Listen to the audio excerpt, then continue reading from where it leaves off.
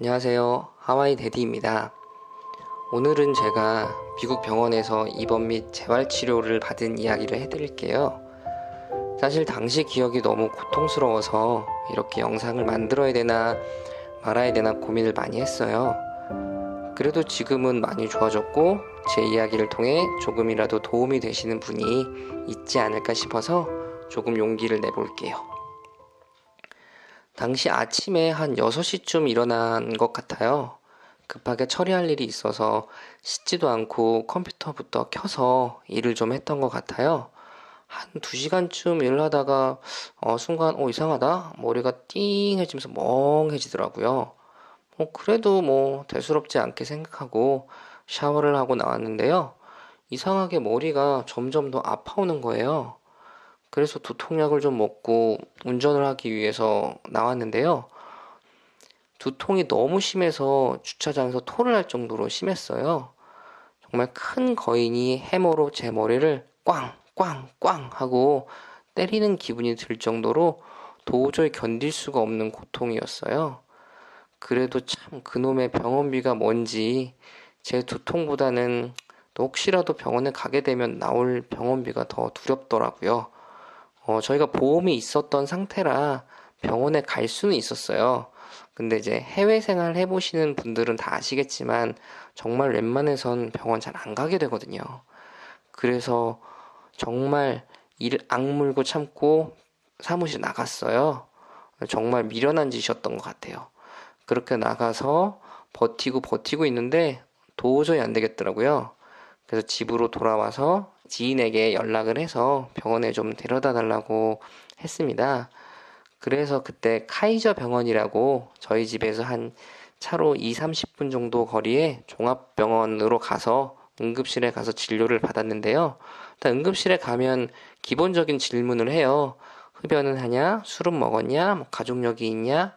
기타 등등의 질문을 하는데 제가 술도 잘 안 먹고 담배도 안 피거든요. 게다가 젊어서 그런지 병원에서도 그냥 이상하게 생각을 안 하던 거예요. 좀 쉬다 보면 나아지겠지 싶어서 누워 있는데 좀 쉬니까 이상하게 나아진 기분이 들더라고요. 근데 사실은 정말 병원비가 너무 무서웠어요. 하도 병원비에 대한 안 좋은 이야기를 많이 들어서 정말 미국 병원비는 잘못하면 몇 억대로 나오기도 하거든요. 그래서 그게 무섭기도 하고 집에 아이랑 엄마랑 둘만 있는 것도 신경 쓰여서 그냥 제가 가겠다고 하고 병원을 나왔어요. 지인의 차를 타고 집으로 돌아왔어요. 그렇게 집에 와서 밤에 잠을 자고 새벽에 일어나려고 보니까 오른쪽 몸이 안 움직이더라고요. 말도 살짝 어눌해지는 것 같고 심각해짐을 깨닫고 아침이 되자마자 바로 병원에 다시 갔어요. 그때부터는 병원에서도 이제 초비상이 걸렸습니다. 어제 나갔던 환자가 다시 돌아왔으니 병원 놀란 거죠. 근데 모든 긴급 응급실에 계신 선생님들 다 오셔가지고 CT 촬영하고 MRI 촬영하고 그리고 신경외과 전문의 선생님까지 오셔가지고 이제 결론을 뇌경색으로 판단을 해주신 거예요. 30대 중반에 뇌경색이라니 정말 너무 어이가 없어가지고 처음에는 상황 파악이 안 됐어요. 그래서 무슨 상황인지 몰라서 놀라지도 못했던 것 같아요. 특히 미국 선생님께서 친절하게 한국말로 너 뇌경색이야 이렇게 하진 않았겠죠. 네, 스트로크 하시더라고요. 근데 저는 스트로크가 뭔지 몰랐어요. 정말 그냥 뭐지? 아무 생각이 없더라고요. 처음엔 그냥 단순 피곤해서 그런 거겠지. 오진일 거야 하면서 애써 외면했어요. 진단이 나오고 응급실에서 병실로 옮겨져서 보니까 오른쪽 감각이 거의 없더라고요. 당연히 움직이지 못하고요. 이때부터 너무 무서워지는 거예요. 이렇게 평생을 살아야 하나? 우리 가족은 이제 어떻게 해야 하나? 정말 오만 가지 생각이 다 들더라고요. 이제 앞으로 어떻게 해야 하나 하면서 제 건강도 건강이지만 또 속으로는 병원비 걱정뿐이었어요. 하루에 1,000불 정도 나오겠지? 다 끝나고 나면 몇 억 나오면 어떡하지? 그 생각만으로도 미치겠더라고요. 그리고 대소변을 볼 수가 없으니까 간호사분이 오셔가지고 소변도 받아주고 대변도 받아주시는데요. 처음에는 저도 그게 익숙치 않으니까 참게 되더라고요. 참다 참다 겨우 불러가지고 소변통에 소변을 보는데, 누워서 소변을 보는 게 이게 쉽지 않거든요. 저도 물론 처음이었겠죠.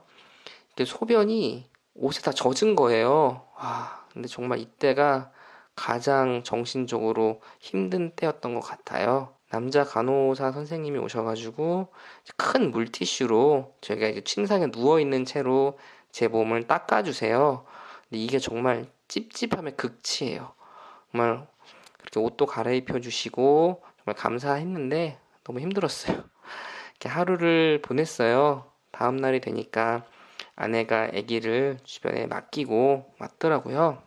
정말 너무 서럽고 힘든데 저희가 서로 애써 태어난 척 했던 것 같아요. 아내는 이제 진단이 나온 게 차라리 좋은 거다, 이제 치료만 하면 되니까 너무 걱정하지 말라고 위로해 주더라고요. 그리고 우리가 미국에 보험 들어오는 게 있으니까 치료비 걱정하지 마라, 정말 괜찮다, 우리 몇 억씩 안 나온다 하면서 저를 안심시켜 주더라고요. 그렇게 입원을 해서 한 이틀 3일이 되고 겨우 보조기구에 의지해서 서 있을 정도는 되었어요.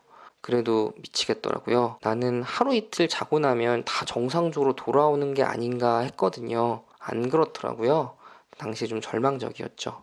의사 선생님이 오셔가지고 너는 악화되진 않을 것 같으니까 맘 편하게 재활치료병원 알아보자고 하시더라고요. 재활병원으로 트랜스퍼 될 것 같고 가서 치료 잘 받으면 정상적으로 살 수 있으니까 우리 긍정적으로 생각하자고 하시더라고요. 그래도 그게 어떻게 되나요? 한 일주일 병원 침대에 누워서 정말 많은 생각을 했어요. 처음에는 이건 나의 일이 아닌 거다, 뭔가 잘못된 거다 싶었어요. 뭐랄까, 일단 현실감이 없는 거죠. 이게 내 일이 아닌 것 같은 거예요. 그리고 나서는 좀 지나니까 모든 게 다 원망스러워요. 왜 하필 나지? 내가 뭘 잘못했나? 뭐 이런 생각밖에 안 들고요. 나한테 나를 힘들게 했던 사람들이 모두 원망스러워요. 정말 가까운 사람까지도 다 원망스러운 상태가 되더라고요. 그러다가 나중엔 체념을 하게 되더라고요. 멍하니 며칠 보내다가 저희 아기 생각해서 힘을 내야겠다 하는 생각이 들었어요. 그리고 정말 본격적으로 재활치료 받게 되었답니다. 재활치료는 정말 너무 힘들어요. 정말 처음에는 손가락 하나 움직이기가 그렇게 힘들 수가 없어요. 검지 하나, 중지 하나 펴고 하나 접기가 세상 그 어떤 일보다 힘들어요. 그렇게 힘든 일이 되고 나니까 그 절망감이 이루 말할 수 없을 정도로 힘들었어요. 재활 운동 치료를 받고 나면 온몸이 땀으로 축축해질 정도였어요. 정말 제가 이러고 살아야 하나 싶을 정도로 힘든 시간을 보냈던 것 같아요. 그렇게 그때 일주일 정도 카이저 병원에 입원했었고요.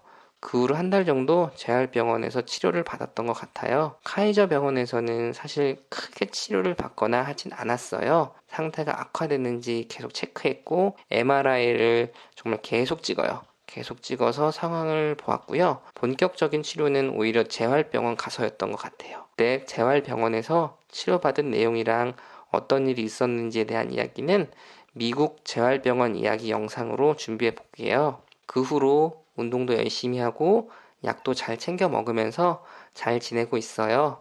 그리고 궁금해하시는 병원비에 대한 이야기는 그것도 따로 영상을 준비해서 만들어 볼게요. 오늘 이야기는 여기까지고요. 끝까지 영상 봐주셔서 정말 감사합니다. 지금까지 하와이 데디였습니다. 또 만나요.